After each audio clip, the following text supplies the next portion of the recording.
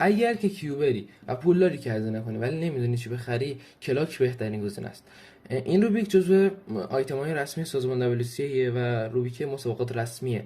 و حالا اصلا چجوری این روبیک تکون میخوره، خراب میشه، حل میشه. این روبیک با این 4 قطعه وسط و این 4 چرخدنده ای که در کناره هاست، در گوشه هاست، خراب میشه. چجوری؟ مثلا اینو اینجوری میکنیم و این شکلی، مثلا این الان ساعتاش به هم ریخت.